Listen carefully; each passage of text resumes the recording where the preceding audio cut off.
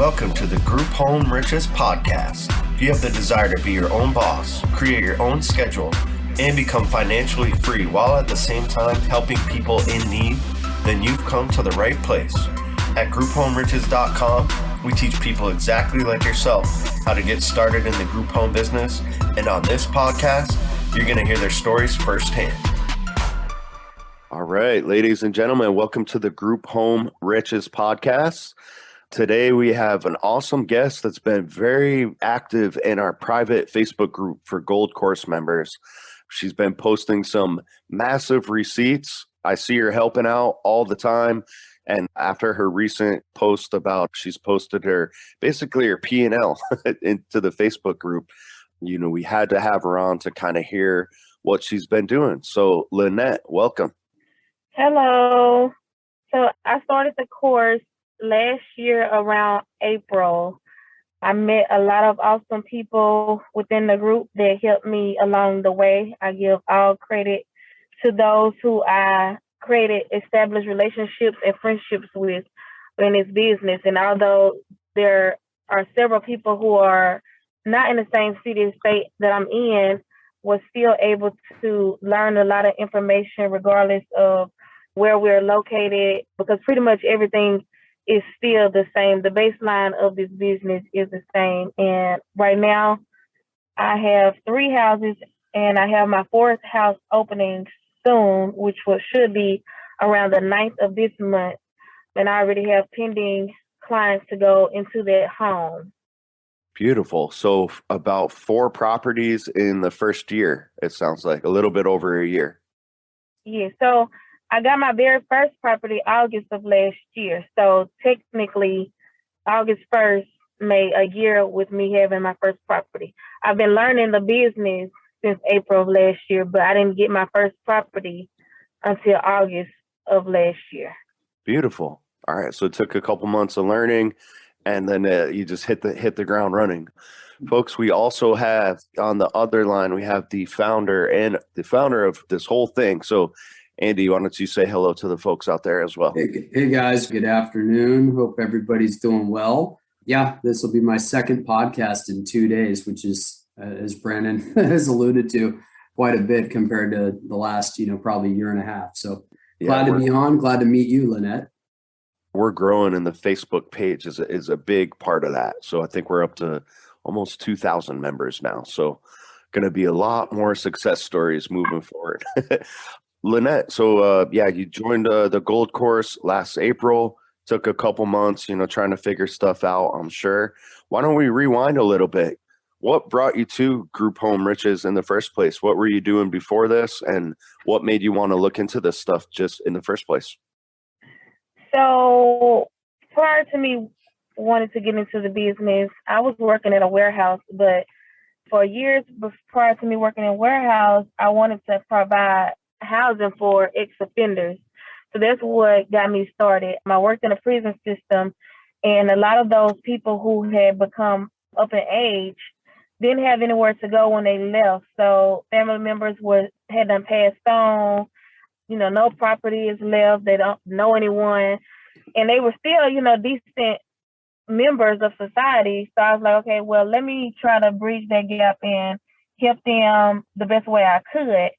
But I had no direction. I Googled and Googled and Googled, trying to figure out, how do I start a halfway house is what I called it at that time.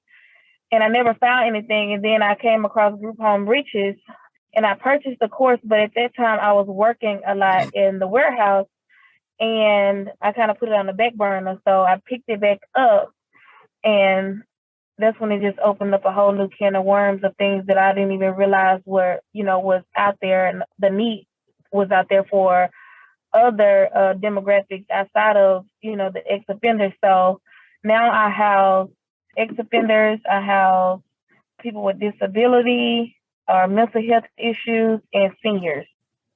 Beautiful. So from the time you said you were doing the warehouse thing, how long did it take you, from the moment you were like, okay, I'm going to do this, let me start taking action? How long did it take for you to kind of establish that first property? So I was working at the warehouse. So I had went on like admin leave that April. And I said, okay, I had some time to myself.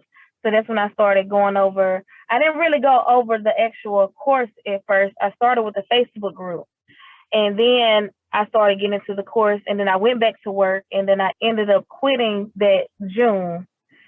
So June 5th is when I actually stopped working. But I had a safety net. That same month, I got my first client, June 24th of last year.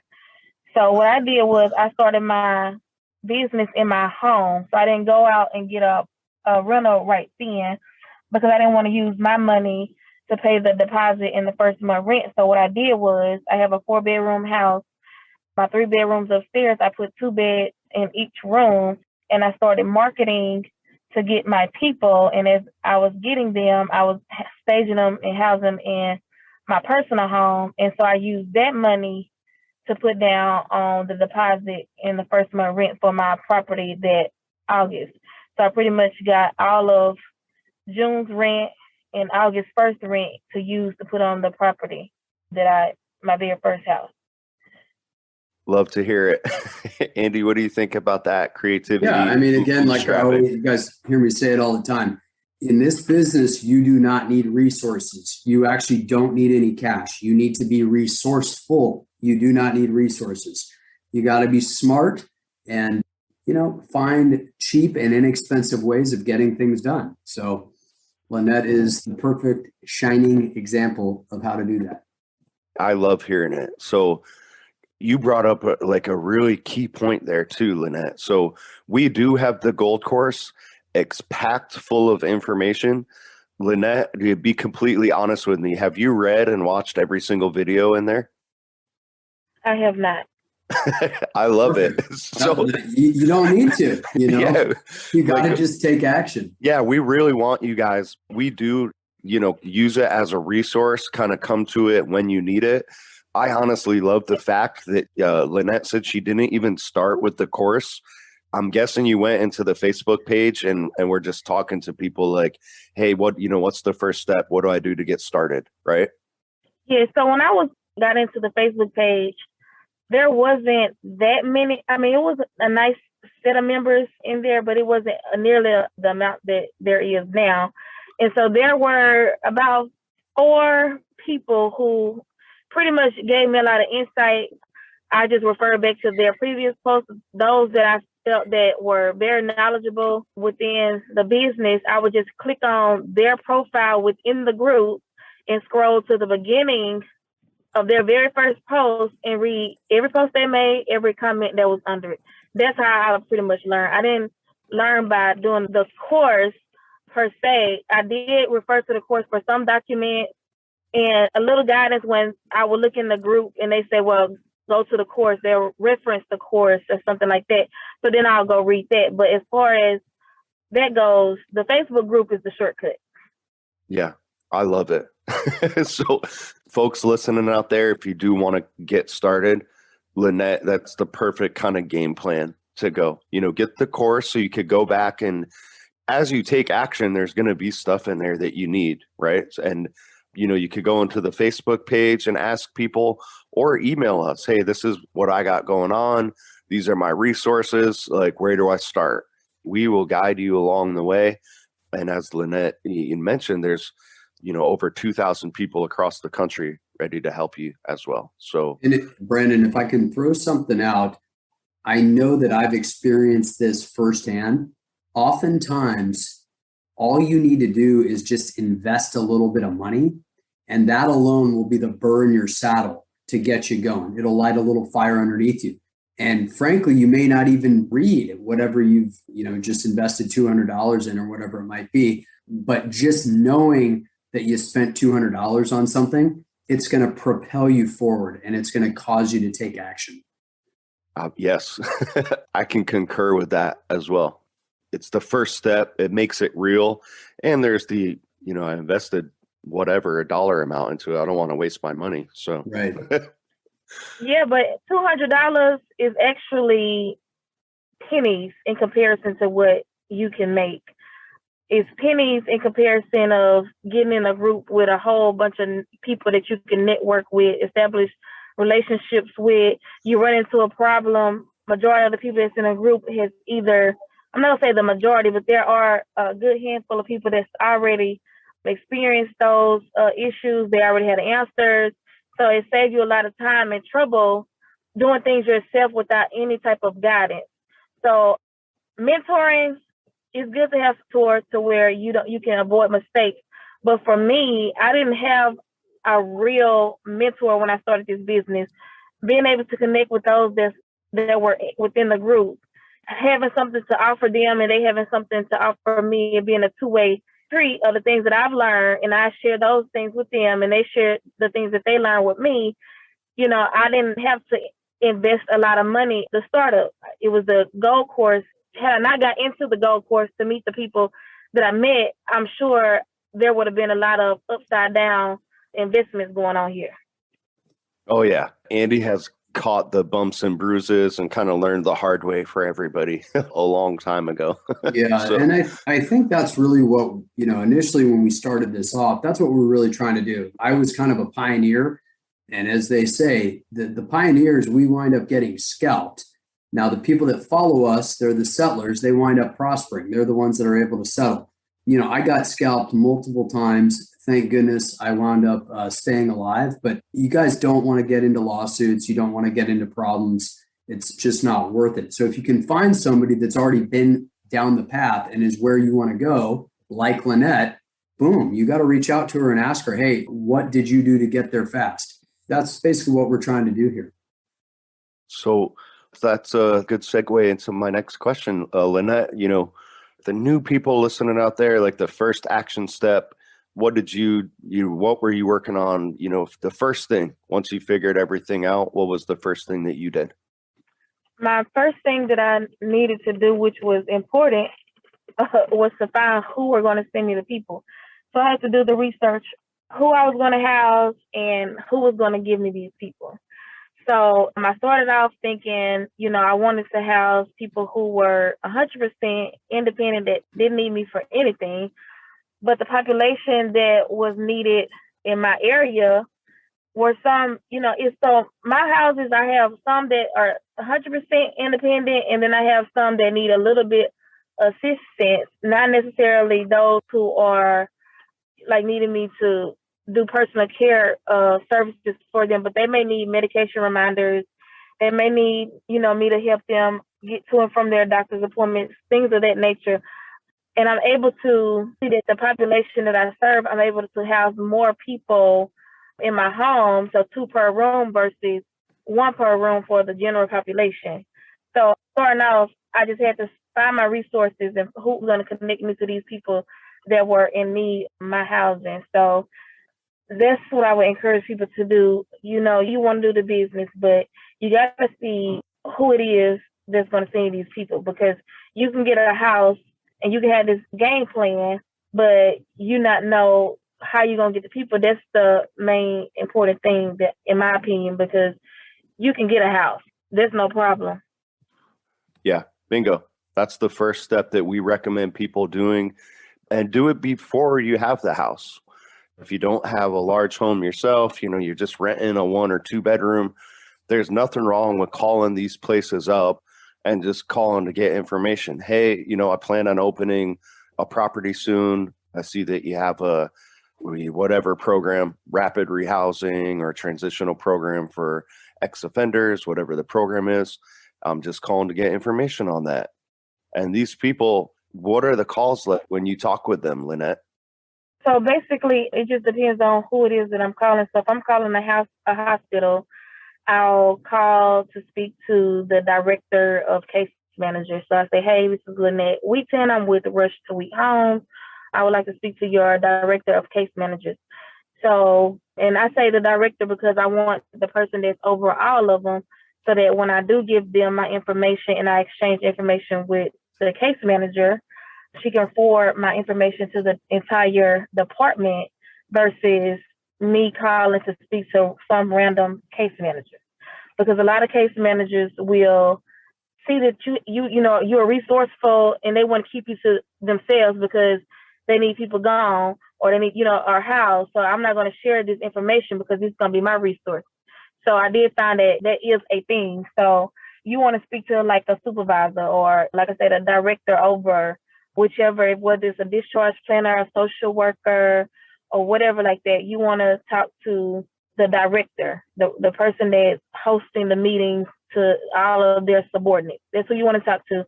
And so I get them on the phone and say, hey, depending on what kind of hospital I'm calling, I say, hey, my name is Lynette Wheaton. I have several group homes in the Houston metro area. Currently have 2 beds available, and I was calling to see if your agency have a need for my services. And they'll let me know whether or not that's a need for them or not. And I make sure before I end in the call, and I do a list of services that I offer, invite them to visit my website, and I make sure I get their first and last name, their direct line, because most times when I call, I'm calling through the main line and a gatekeeper will answer the phone. So I get their main contact number and their email. So with that information, although they may not need my services at that time, but if there is a need, I follow back up with them once a month of my bed count. Even if I don't have a bed count, I still send them emails simply because I have partnered with a lot of people in the Houston area. So even if at that time they do call me and I don't have anything, I can at least still accept that client on the Rush to Wheat Homes, but refer them to one of my partners so that I can keep that relationship going with whatever agency that sent the individual. Hey, Lynette, this is Andy. Do you mind just talking a little bit about how much demand there is for this type of housing? Like when you're talking about ex-offenders, the MHMR population, just people in general that can't afford $1,000 a month, but they can afford a bedroom for $500 or $600 or $700 or however much you're charging. Do you mind just talking to the audience about that? There's a huge need out there throughout the country, and I'm curious to know how it is in Houston. Well, for me, you mentioned $500 or $600 for a bedroom. I don't charge by the bedroom. I charge by the bed. I don't. And that's what I meant. Yeah, sorry about that. Basically, with this, I get more calls than what I can handle or house. So, and there is a need. People harp on, oh, well, I don't want nobody to learn this business because they feel like, we're in competition. No, we should be all working together for the greater good of these individuals who may be at risk for homelessness or already homeless. And we need to work together to open up these houses so that these people will have somewhere to go.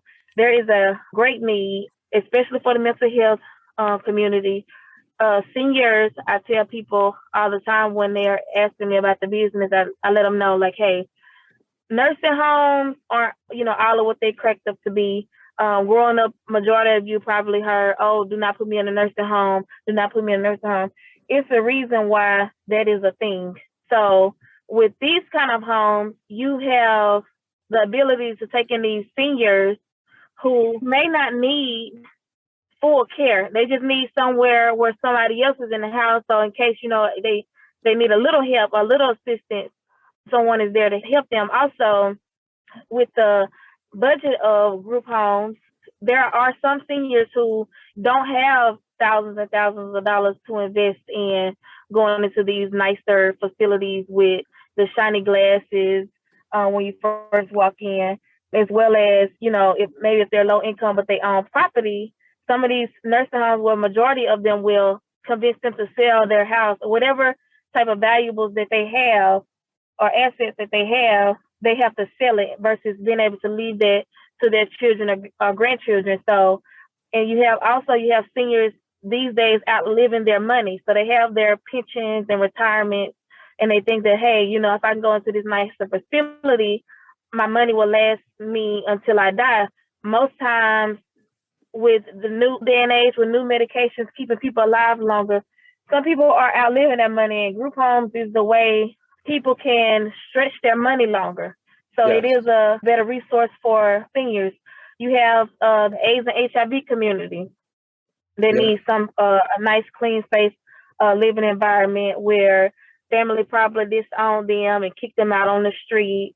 You have HIV clinics and offices, things like that will pay for these people somewhere to live. Yep. Because it is a huge population. In the LGBT community is a big community where they support one another, and there's grants and funding for those individuals. But there oftentimes, especially for men, their family find out about their sexuality and put them out, and this is from all ages, or they disown them. So they got to create their whole new family within that community, but they still need somewhere to go. Those that aren't fortunate enough to go get a job, or somebody that is struggling with their illness as far as HIV or AIDS, not getting the proper treatment, they need somewhere, a clean, safe environment to, get that treatment.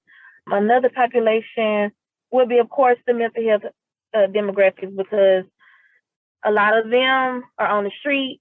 A lot of their family can't deal with them, but that's my biggest population. And I have a heart for the people that struggle from mental health issues. As long as their medication is managed through either you or your house manager, and let's say if you see that, okay, well, maybe this medication isn't working for this person, sometimes you have to take that next step to go to the appointments with them, make sure that their medicine is being regulated by their psychiatrist or their doctor, so that you can see some results in their behavior. Most times when I take the extra step, it causes me to keep my door from being a revolving door with the mental health community, went in and let the doctor know, hey, this is the behavior that's been exhibited by this person, things along those lines. So you have the people who are trying to live in sober living. They've battled with drugs and alcohol all their life. They need to be somewhere the community is not a drug infested community. Have some people that's there to support them, do meetings once a week. Of course, that's a little bit more time and energy that a person running the group home may have to invest, but there are other fundings to help with those type of things. So just having somewhere for someone to go who is battling with drugs and alcohol, and if they know that they have support from others, and they know that, you're going to hold them accountable, that's a need right there as well. So you brought up a good point about like people being really competitive about it. Mm-hmm. I mean, folks, if you're in any major city in the country, look outside. There's massive demand for this and very little people like Lynette doing this. The need for this type of housing is going to go nowhere. And as Lynette said, she's just broke down a ton of different demographics that need this type of housing. Her phone's ringing off the hook and she can't find enough beds for them. You can't handle it. It's impossible. And that was half the reason why, people kept coming to me. Hey, how are you doing this? What are you doing? What niches are you serving? And I just said, all right, let me get a website set up. And I set up a website. Next thing I knew, people started coming to it and saying, how are you doing this? So I put this out there, and the rest is history. So yeah, Lynette is spot on. You do not want to try to control all the information. You got to get out there and just help people. Absolutely. Yeah, because you have to look at it. A senior, someone somewhere all the time could be fine today, tomorrow, have a setback, have some sort of injury. You got, of course, people aging every single day. You have people turning over the age of 18, getting kicked out of foster care, needing somewhere to go. There's always some sort of change that's never going to stop. These type of people are never going to go anywhere. They're going to keep on going. And the houses that we have are like 4 and 5 bedroom houses. We can't house 100 people. So that's why it's important for a lot of people to get on board with providing these type of houses, and landlords getting on board to allow people to use these type of houses, to use their houses to house these different demographics, because I think a lot of landlords feel like that their houses are going to be destroyed. But even with me having people who are mentally ill, I have not had nothing to be destroyed in these rental properties that I have. Anytime something goes wrong within my rental properties, if something like an accident were to happen, I repair it like right away. I don't let their houses go down. And if I do a good assessment with the individuals that I take in to know whether or not they're going to be a problem. Whether I do some background research on different other group homes that they were in, I request all their medical records to go through their medical records to see what type of behavior they exhibit, what was their reason for admission, things of that nature. So each population is growing. You got it. Sad to say, but the populations, regardless of who you decide to house, is growing. Yep. Look, guys, things are getting more expensive. People are making less money. People are doing more drugs, right? I mean, I hate to say it, but it's the absolute truth. And unfortunately, there's a lot of moral and just societal decay happening right now. So people need you out there. There are hundreds and hundreds and hundreds of these types of clients popping up on a daily basis, and they need you. And thank goodness we have people like Lynette out there doing what she's doing. Yeah, because if you even go, like for here in Houston, you can go downtown and see people that's on the street, and a lot of people have this idea in their mind that, oh, someone who's homeless is something is wrong with them. A lot of times people are just feeling hard times. I say all the time that, hey, with me being someone who started at the age of 19 with no parents, no grandparents, everybody has passed away. If I fell on my butt, I don't have no one to, help me out, give me any type of direction. So that could be me up on a bridge. That could be me holding up a sign at the end of the block because, I'm just down on my luck. And sometimes I've ran across people that they're mentally there. They're just been told no so many times with different jobs and things along those lines. And everybody has some sort of impact on their mental health when they're going through something. The same as person walking down the street, one little thing can trigger them. And no, nobody has to down sparrow too far and be too far gone, but sometimes people just need help a hand. So sometimes I take in people that's indigent who just need maybe a month or two to get it together, and then, they start paying me. I've done that. Like you have people that's on the street that actually have income that has, misplaced their Social Security card that their funds are coming on, and nobody took the time to say, hey, let me help you get your benefit cards back together. They just look at them like a bum on the street and I don't want to help you. But that person actually have income, but they just don't have the competency to, make the phone calls. They maybe can't remember certain things about themselves, but you as a same individual, especially me, I know how to do a lot of case management to the information that they need and, help them get placed, because everybody that I help, 9 times out of 10, I'm going to help them get placed as well. And I had one lady, she had $10,000 on her Social Security benefit card because she'd been homeless for months and months and months, and nobody ever stopped to help her. And she would tell them, hey, I lost my card. I got $10,000 on there, because she could do the math on month after month after month how much, has accumulated. And she even had like $4,000 on her food stamp card. Everybody brushed her off thinking that she was crazy, didn't know what she was talking about. So I helped her. And she compensated me greatly for being that person to stop and say, hey, let me help you. Because it's not going to take me nothing but 5 minutes to see whether the story is real or not. So it's a lot of those cases where people are out there and they just need a little help. And by you helping them, for one, you get your blessings in return. And as well as that may be the individual, your long-term resident in your house. A lot of my people are long-term. I don't have a big revolving door. That's the reason why I'm able to open up multiple houses. That's beautiful to hear right there. So, yeah, and most landlords, Lynette, they're just looking for that traditional renter. They are not going to take even 30 seconds to hear any stories like that. Hey, do you have a full-time job? Do you make 3 times the rent amount, good credit, etc.? So 99% of the people, the demographics that you're talking about, they're falling on deaf ears. So you're like an angel to these people, right? Right.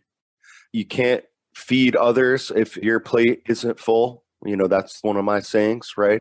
And the more people you help with this, the more money that you're going to make in return, right? So Lynette, it's your first year in business, we'll say.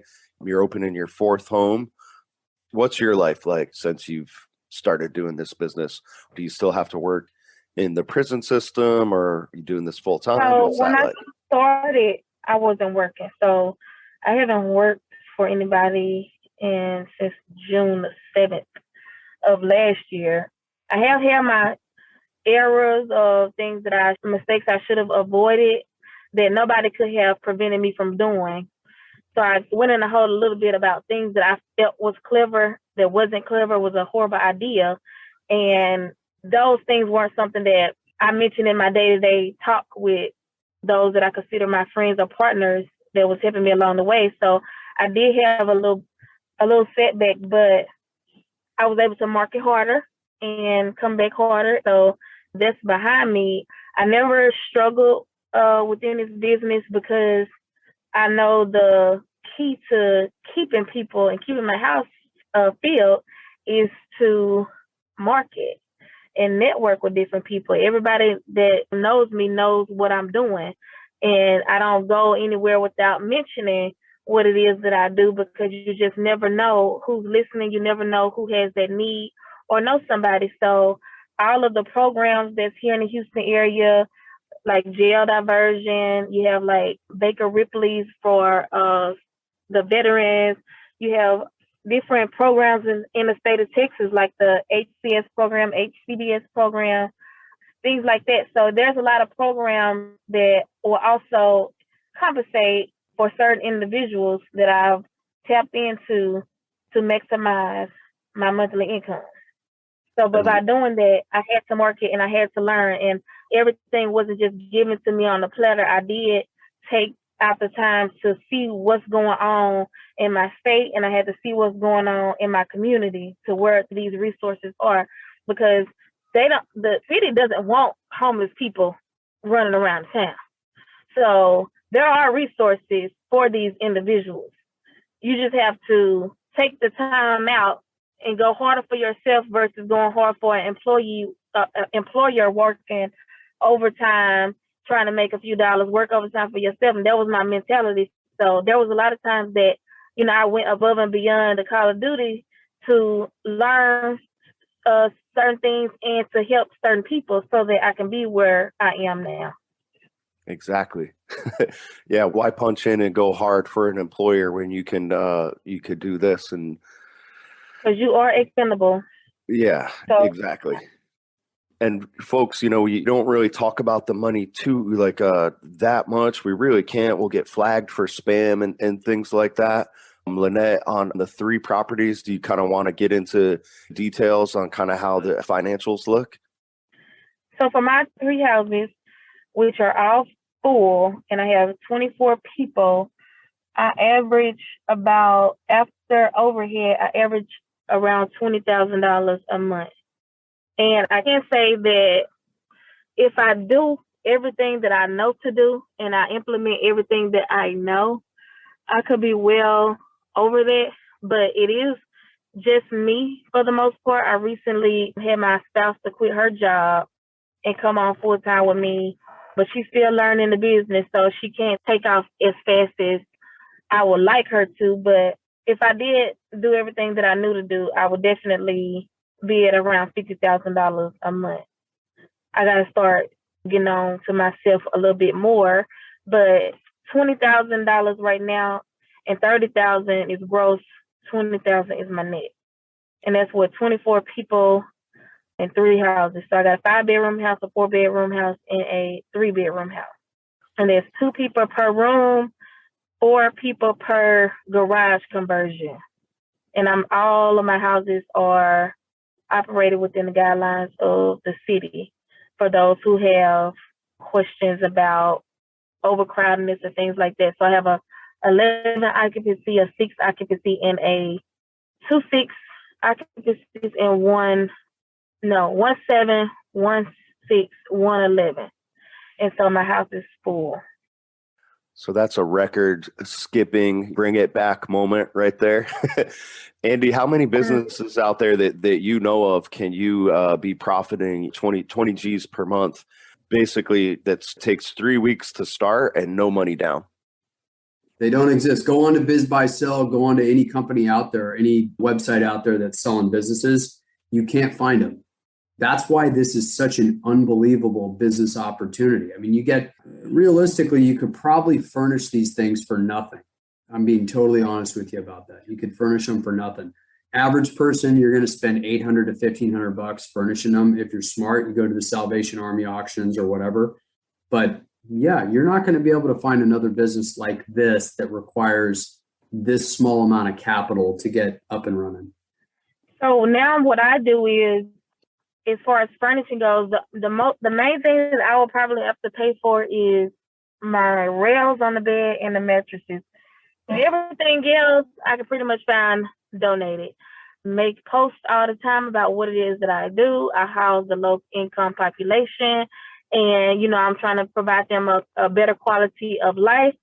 And I ask the community, hey, if you have things in your home, whether it's dishes, bedroom furniture, living room furniture, dining room furniture, toiletries, things like that, that's in your home. If you're looking to upgrade or anything anytime soon, let me come get that off of your hands.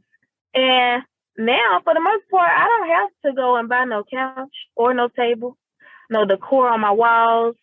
And they give me quality stuff. I just go through whenever I'm ready. I get my U-Haul truck and I just go through. I wish I had a truck, but I get a U-Haul truck and I go through picking up all those things that people just don't want. They're tired of looking at. That's how I market it. I say, I know you got some things in your house that you're just absolutely tired of looking at. Let me come get it. Yeah, I mean, look at the amount of storage facilities popping up throughout the country. That's your indicator. People have more junk than they need. So you get to go over there, take their junk, and frankly, a lot of times it's really nice. Furnish the house with it. Right. So it's just, you don't have to spend a bunch of money. You don't have to have a luxury home. A lot of people overinvest starting off. You don't need that, especially if your population is a low income population. If you're going out to buy a $5,000 living room suit, but you're only getting $700 a month per person, like that don't make any sense. On top of these individuals, not to say that they're destructive, but a lot of them don't know the value of appreciating the quality of things that you're bringing into the home. They never had these kind of things, so it's not going to be appreciated like it would be if it was in your personal home. So I try to tell people all the time, yeah, I get my towels from Goodwill. I get things that's used and I just spruce it up. And I make it look good, but it didn't cost me a lot of money. And I did have that mind frame with my very, very first house. I was one of those people who felt like I had everything showroom ready, everything so perfect, so neat, so nice. And now when I go into my first home, the nightstands that I had in certain rooms, they done switched them around. The nice blankets that I don't even know where they at. So don't overinvest or no. Just try to buy what you can. Everything don't have to match through the whole house. Everybody have matching blankets and nice rugs. I did all of that. And right now, like I said, I don't even know where half of the blankets that I purchased is.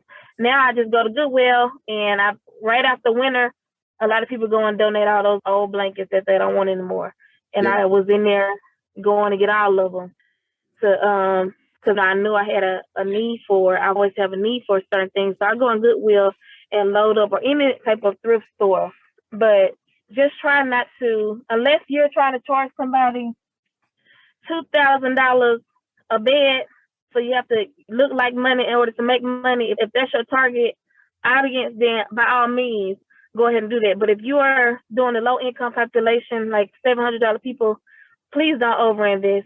Yep, don't overinvest. These people have been living, half of them, out on the street or in their car month to month in like an extended stay motel. You don't need to do anything fancy. Your job is to provide affordable, quality, safe housing. That's it.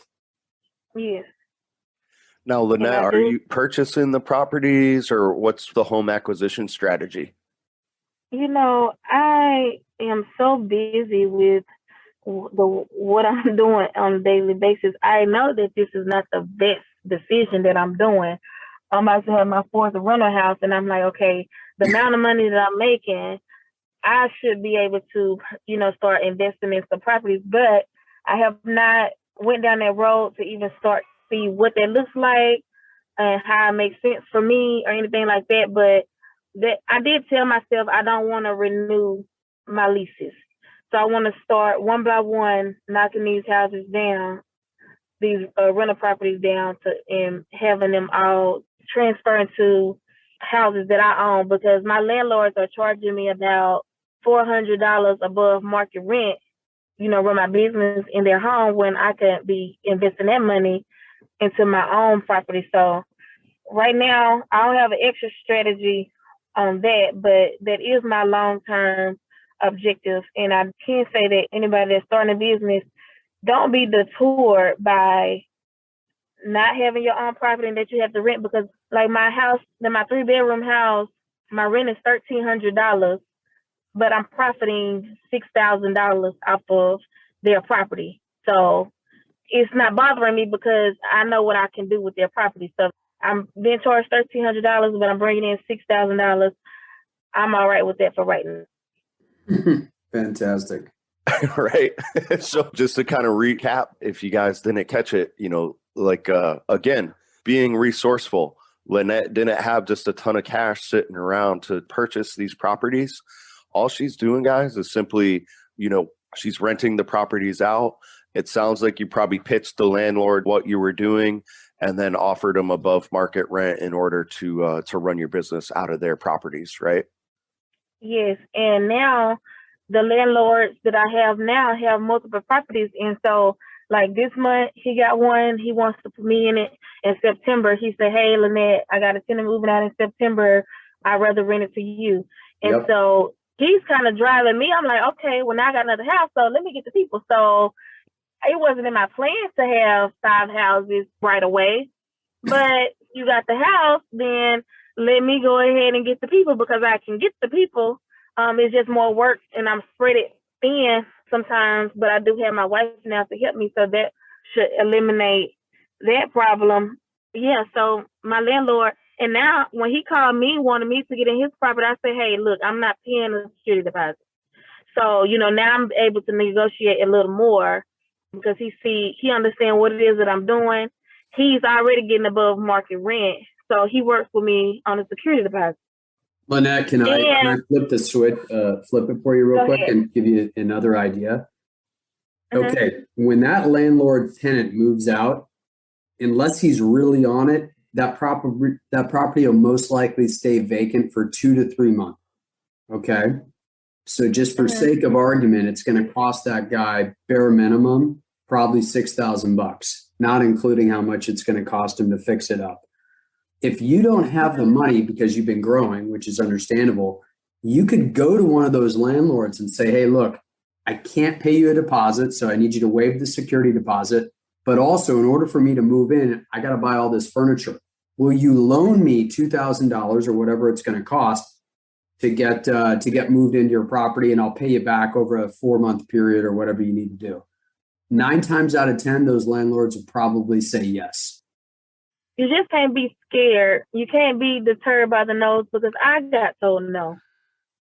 I got told no a lot, but I just kept sending it.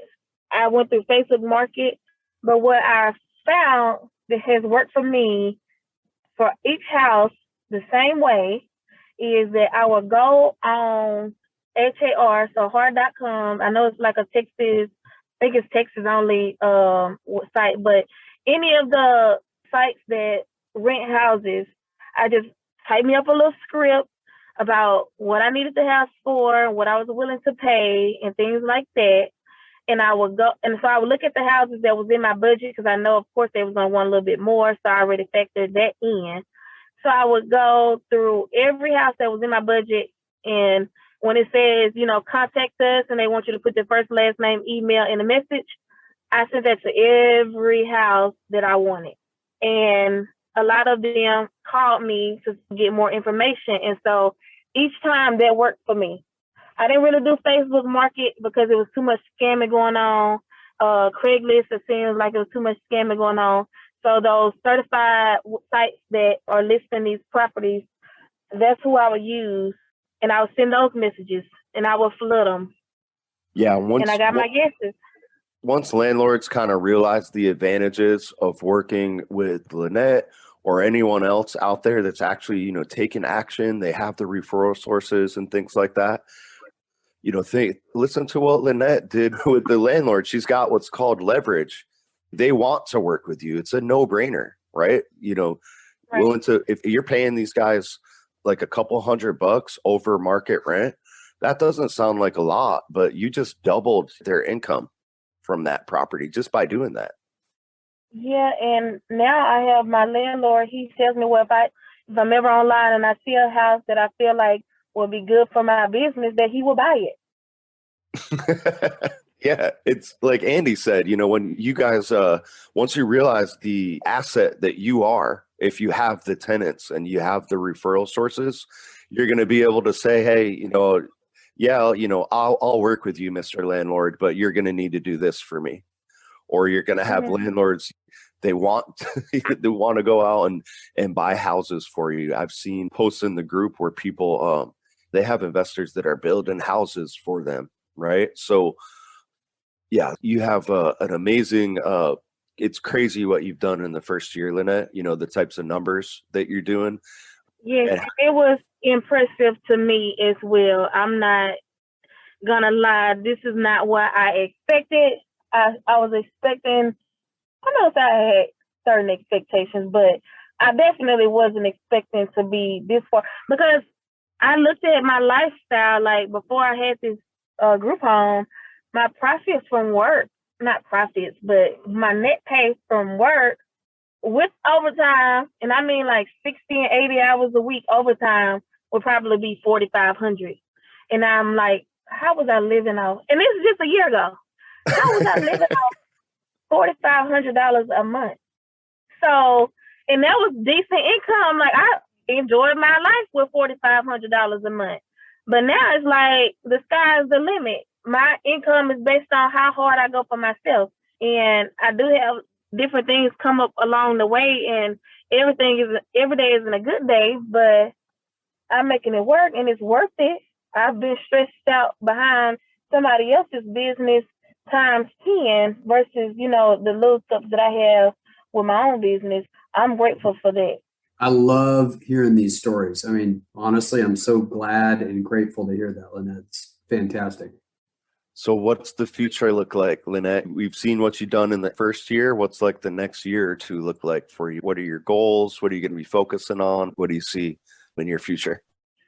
Well, starting in September, I'm going to start implementing a lot of things that I know to do that I haven't done, so that I can, maximize my income from what I already know. But I'm thinking about partnering with someone to opening up like a facility eventually. I haven't written things down because, a lot, like I said, a lot of my time goes to these homes. So I haven't stepped back from them, which I'm starting to do now. Step back from them because they don't require a lot of my attention. I just give it a lot of my attention because it's like mine. It's like my baby. So I don't, want anything to go wrong with it because this is how I make a living for myself. So I am going to step back and just look at everything for what it is and soon and see what more that I can do, because what I'm paying for the 3 houses, probably 4, and then my 5th one probably in September, I could probably, get me a facility and put everybody in one facility and maybe, scale higher with other avenues that I'll take. But I really don't have a game plan. I did tell myself that I only wanted probably 5 homes, but it's like 5 came quick for me. So now I'm like, well, I'm not going to put a number on it. I'm going to just deal with however many that I can handle on my own.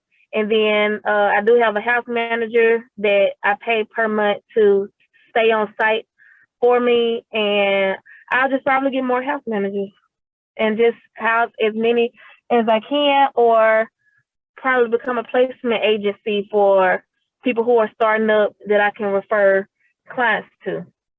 Sky's the limit, right? Right. There's a lot of different umbrellas within this business. Yep, absolutely. And then there's the you mentioned it, you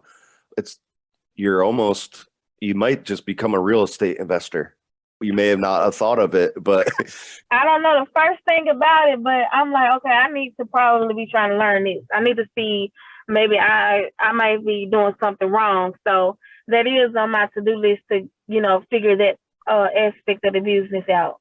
yeah, well, you dropped so much gold for the listeners out there.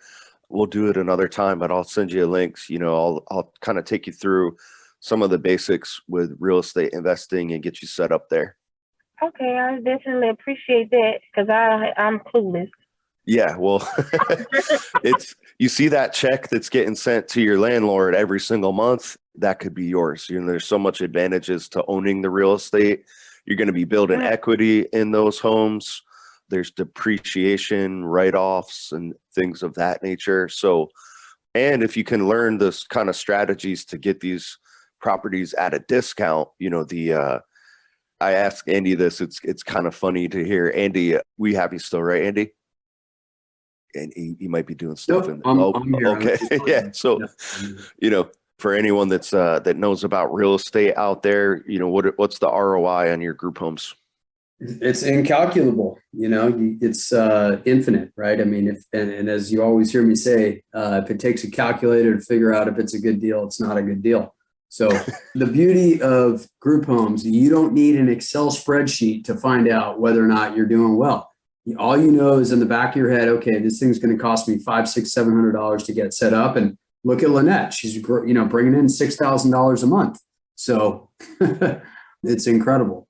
And that's on top of the landlords, getting their equity and market rent and everything like that. Right. So, Lynette, if you can kind of apply those strategies, like there's a whole other world that will kind of open up for you. So I'm excited to see, what you can do with this. You were thinking, maybe someday I'll have 5 properties when you started out, and then look, it's like you did that in the first year. So it's awesome to see. So we could talk all day with you, Lynette, but so, in the future, we're just going to see, she's going to scale for sure. She's, I'm sure you'd probably be staying active in the Facebook group, helping people out. I see she's one of those folks that are, she's definitely gives back. I see she does like live videos with people out there, like super helpful. And there's a whole community like that for anyone that's interested in this business. If you guys are not on at least the free mailing list, head on over to grouphomeriches.com, sign up for the free course. We give out a ton of free material, right? Join the gold course if you're serious about it. You guys have heard us talking about that Facebook group. There's a ton of people out there ready to help. We have a team of coaches as well, ready to help you along the way. As we've mentioned, there's not enough people out there like you guys, not people with the heart that Lynette has, or even the desire to start providing this housing, and you guys can just look outside and kind of see the need for it. So yeah, we look forward to working with everybody out there that's listening to this. Lynette, do you have any parting words for the people listening? Yes, I just wanted to reiterate that I'm not sure what the gold course is now because I purchased it over a year ago. What is the gold course price now? It's $199, so we still keep it very affordable. Yeah, so that is cheap in comparison to a lot of other people. And I don't know if you all ever show people like certain posts that's made within the group, but that group alone is your key. And I can't stress that enough. That's the actual Facebook group is the Bible for group homes. There's not a question that has not been answered, a situation that no one has come across. There are people who are willing to just, hey, you ask the question, here you go. It don't take a long time to figure this out. It's the Bible. You just go through it, read different stories, read different situations. What kind of houses you need. How to set up your home. What population you want to serve. You got people, that's serving these different populations, and they tell you, okay, this is what goes on in this population. And so whether you can gravitate towards that, or you can be deterred towards it. So all of the hiccups and things like that is in a group. So $200 is measly in comparison to what you can make. And this isn't a paid advertisement. I'm just letting you know. You can make a lot of money by this small investment. 100%. Andy, do you have any parting words for the folks out there? Guys, same thing I always say, you just got to take action. I started this 20 years ago, and the dumbest thing I ever did was wait around. I'm going to study this. I'm going to read this. I'm going to get this book. You just got to get started. And you're going to be a little bit scared, but you just got to take the leap. Because once you get going, look at Lynette. I mean, she didn't think she was going to have 5 group homes in 12 months.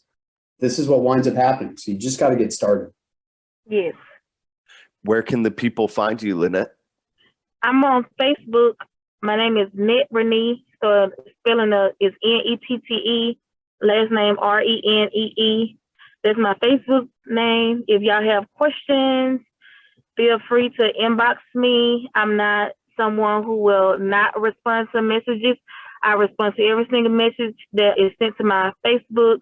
And you can also find me in the Gold Course, because I'm in there all the time sharing, whatever it is that I need to share my day, motivational posts, whatever it is that all my walk and my experience with this group home is also in the Facebook group. So you can either message me there or join the group.